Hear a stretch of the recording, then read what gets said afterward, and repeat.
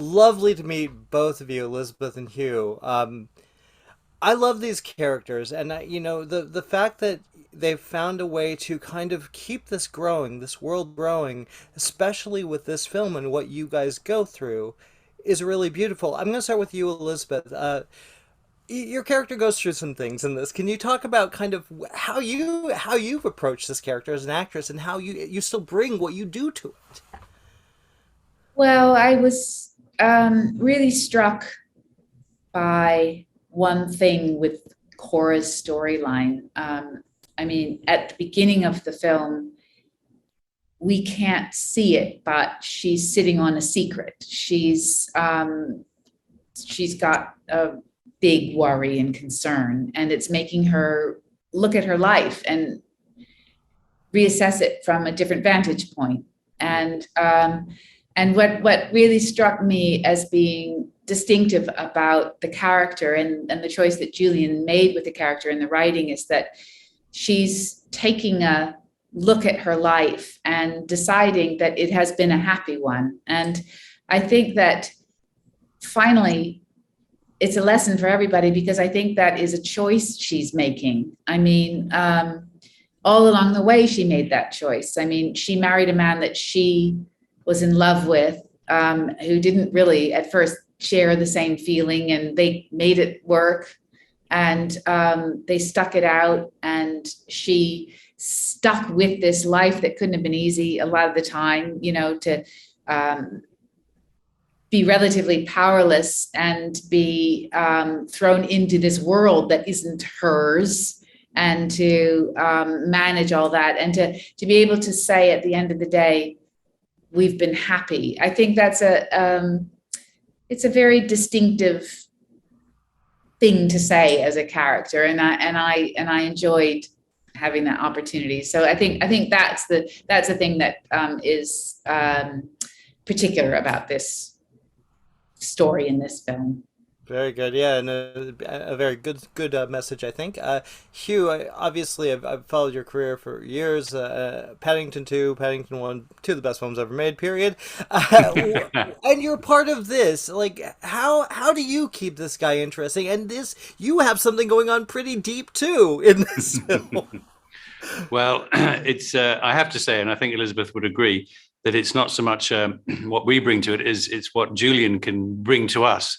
And in each outing of the film, out of the outing of the story, he continues to surprise us and makes each script a page turner. And this one is particularly so. And I was thrilled to see the journey that Cora and Robert go on through this. And I was particularly thrilled to see that we would go to the south of France, because we could all do with a bit of vitamin D, having been locked indoors for so long as we had been up until this point, this time last year.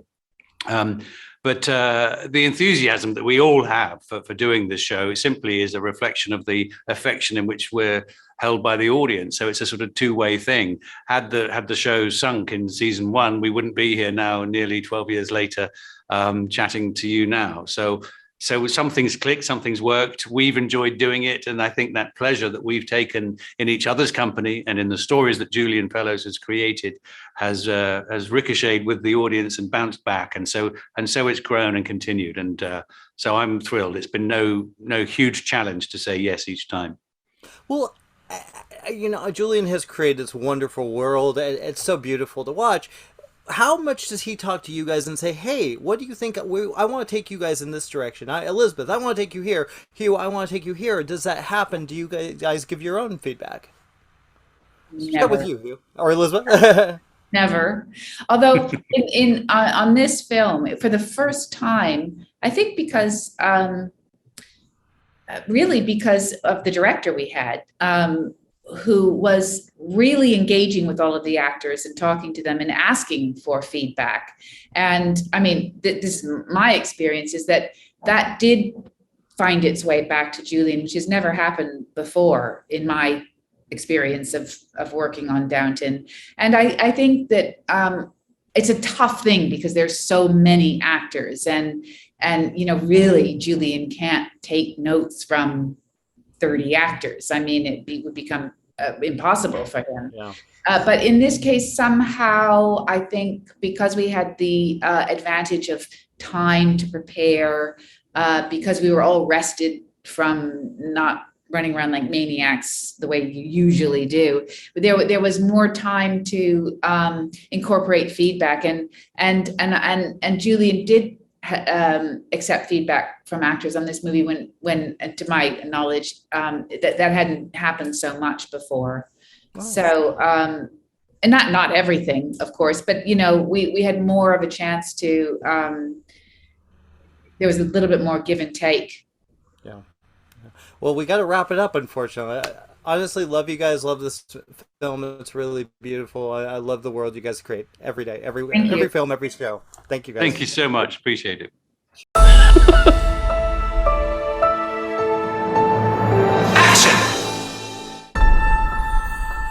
Have you told them, Lady Grantham? She's told us nothing. Do sit down. I've come into possession of a villa in the south of France. What villa? Start at the beginning. Years ago, before you were born, I met a man. They spend a few days together and he gives her a house. You never thought to turn it down? Do I look as if I'd turned down a villa in the south of France? A telephone call for you, my lord. Mr. Barber is a producer and director. He wants to make a film at Downton.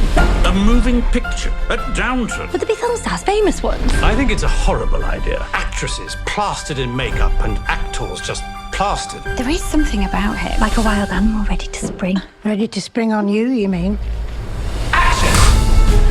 Cut! Sorry. The modern world comes to Downton. Why do you think he gave you the villa? That is where the mystery resides. Then go off to the Riviera. And with any luck, we'd miss the whole of Mary's frightful film. I do hope that was a prop. You steer ahead. You're the captain now. They better be warned. The British are coming. Welcome to the Villa of the Doves. It's a beautiful place. How happy you must be. Oh, my goodness. Who is she? The Lady Grantham I first went to work for. Granny! Why did you invite us here?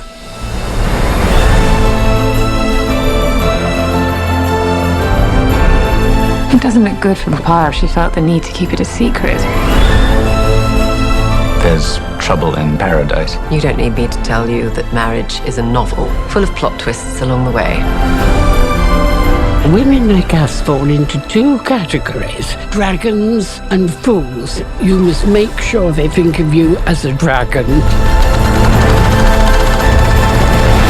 But with that, I will say goodnight and leave you to discuss my mysterious past. It seems the public only want films that talk. I should have thought the best thing about films is that you can't hear them. Be even better if you couldn't see them either.